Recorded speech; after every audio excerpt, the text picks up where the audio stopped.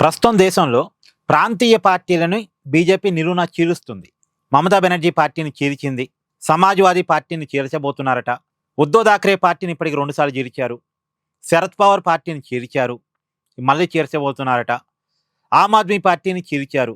మరి వైఎస్ఆర్ కాంగ్రెస్ పార్టీ విషయంలో మాత్రం ఎందుకు ఉదాసీనంగా ఉన్నారు? వైఎస్ఆర్ కాంగ్రెస్ పార్టీ లోక్సభ రాజ్యసభ సభ్యులను కూడా బీజేపీ తనలో కలుపుకోవచ్చు కదా. మిగతా పార్టీ ఎంపీలని ఎలాగైతే బీజేపీ లాగేసుకుంటుందో, తనలో కానీ లేదా ఎన్డీఏ కూటమిలో కానీ కలిపేసుకుంటుందో, వైఎస్ఆర్ కాంగ్రెస్ పార్టీకి ఉన్నటువంటి లోక్సభ రాజ్యసభ సభ్యుని కూడా తన పార్టీలో లేదా తన కూటమిలో కలిపేసుకోవచ్చు కదా, ఆ పార్టీ నుంచి లాగేసుకోవచ్చు కదా. మరి ఎందుకు వైఎస్ఆర్ కాంగ్రెస్ పార్టీ ఎంపీలని లాగేసుకోవటం లేదు? జగన్ పట్ల ప్రేమ ఎందుకు? జగన్ పట్ల ఉదాసీనత ఎందుకు? ఇది చాలా మందిలో వస్తున్న సహజమైన డౌట్. మన వాళ్ళందరికీ ఉన్న అభిప్రాయం ఏంటంటే, జగన్ పట్ల బీజేపీ పెద్దలకి అంటే మోడీ, అమిత్ షాకి ఏదో ఒక మూలన కొంత ప్రేమ ఉంది. ప్రేమ ఉండబట్టే జగన్ కేసులు కూడా ముందుకెళ్ళటం లేదు, జగన్ పార్టీని కూడా బీజేపీ ముట్టుకోవటం లేదు అనేది చాలా మందిలో ఉన్న డౌట్. అయితే సరే, కొన్ని డౌట్స్ నిజమే. బీజేపీ పెద్దలకి జగన్ పట్ల కొంత ఉదాసీనత ఉన్నమాట కనపడుతుంది.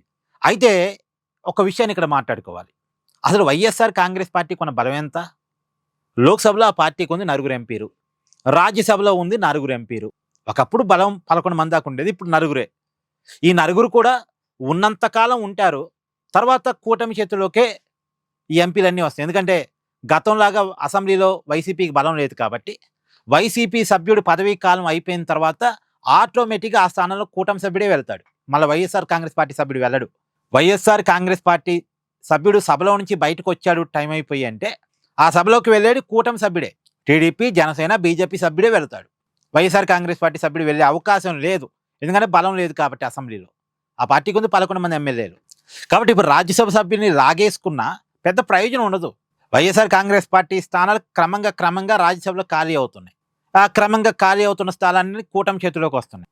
రెండోది, ఉన్నా కానీ పెద్ద ప్రాబ్లం కాదు. ఇప్పుడు ఆల్రెడీ 9 ఉన్నారు, లోక్సభలో 9 ఉన్నారు, రాజ్యసభలో 9 ఉన్నారు. ఈ 8 మంది బీజేపీ ఎక్కడ ఓటేయమంటే అక్కడ ఓటేస్తారు. వాళ్ళ పేరుకే వైఎస్ఆర్ కాంగ్రెస్ పార్టీ ఎంపీలు, కానీ పార్లమెంట్లో వాళ్ళు బీజేపీ ఎంపీలాగా బిహేవ్ చేస్తారు. బీజేపీ ప్రవేశపెట్టిన ప్రతి బిల్లుకి సపోర్ట్ చేస్తారు. వాళ్ళు కేవలం టెక్నికల్గా బీజేపీలో లేరు, ఎన్డీఏ కూటమిలో లేరు అంతే. కానీ ఎన్డీఏ కూటమిలో ఉన్నట్టే బిహేవ్ చేస్తారు, బీజేపీ చెప్పినట్టే వింటారు. బీజేపీకి అనఫిషియల్ మిత్రపక్షంగా వైఎస్ఆర్ కాంగ్రెస్ పార్టీ ఉంది. ఇప్పుడు టీడీపీ మొన్న 2024కు ముందు బీజేపీతో పొత్తు పెట్టుకుంది. సరే, అంతకుముందు పొత్తులో ఉండేది, విడిపోయారు 2019 ఎన్నికల కంటే ముందు. కానీ వైఎస్ఆర్ కాంగ్రెస్ పార్టీ అలా కాదు, ఎప్పుడూ బీజేపీతో పొత్తులోనే ఉంది, ఇండైరెక్ట్ పొత్తులో ఉంది, ఒక అక్రమ సంబంధాన్ని మెయింటైన్ చేస్తుంది. కావాలంటే మొన్న ఉపరాష్ట్రపతి ఎన్నికలు చూడండి, వాళ్ళు సైద్ధాంతికంగా చూసినప్పుడు తెలుగు వాడికి సపోర్ట్ చేయాలి, కాంగ్రెస్ పార్టీ అభ్యర్థికి సపోర్ట్ చేయాలి. కానీ బీజేపీ అభ్యర్థికి, ఎన్డీఏ కూటమి అభ్యర్థికి సపోర్ట్ చేశారు. ఎందుకు చేశారంటే బీజేపీతో ఉన్న అవసరాలు. వైఎస్ఆర్ కాంగ్రెస్ పార్టీ రాజకీయంగా విభేదించే బిల్లులు కూడా బీజేపీ చెప్పినట్టే సపోర్ట్ చేస్తారు తప్ప, మేము విభేదిస్తున్నాం, మేము వ్యతిరేకిస్తున్నాం, వ్యతిరేకంగా ఓటేరు. అంతెందుకండి, మీకు చిన్న ఎగ్జాంపుల్ చెప్తా. మొన్న పార్లమెంట్లో మహిళా బిల్లు, డీలిమిటేషన్ బిల్లు వీగిపోతే సహజంగా వైసీపీ పండగ చేసుకోవాలి. ఎందుకంటే కూటమి ప్రవేశపెట్టిన, కూటమి అంటే ఎన్డీఏ కూటమే కదా, రాష్ట్రంలో ఉంది అదే కూటమి, కేంద్రంలో ఉంది అదే కూటమి. ఈ కూటమి ప్రవేశపెట్టిన బిల్లు వీగిపోతే వైఎస్ఆర్ కాంగ్రెస్ పార్టీ పండగ చేసుకోవాలి. కానీ జగన్ బాధపడుతూ ట్వీట్ చేశాడు. ఎందుకంటే మోడీ గారు బాధపడితే జగన్ బాధపడతాడు, మోడీ గారికి, అమిత్ షా గారికి ఇబ్బంది వస్తే జగన్ బాధపడతాడు. అంత లాయల్గా, అంత కమిటెడ్గా బీజేపీకి పనిచేస్తున్నాడు జగన్. కేంద్రం వరకు కేవలం రాష్ట్ర రాజకీయాల్లో టీడీపీని వ్యతిరేకిస్తాడు అధికారం కోసం, అది కూడా. కానీ కేంద్ర రాజకీయాల్లో బీజేపీతో కలిసే పనిచేస్తాడు. కారణం ఏంటంటే జగన్కున్న అవసరాలు, జగన్కున్న కేసులు. కాబట్టి వైఎస్ఆర్ కాంగ్రెస్ పార్టీ ఎంపీని లాగేసుకోవాల్సిన అవసరం లేదు, వాళ్ళు ఆటోమేటిక్గా బీజేపీ ఎంపీలే. రెండోది, లాగేసుకునేంత పెద్ద బలం కూడా వైఎస్ఆర్ కాంగ్రెస్ పార్టీ లేదు.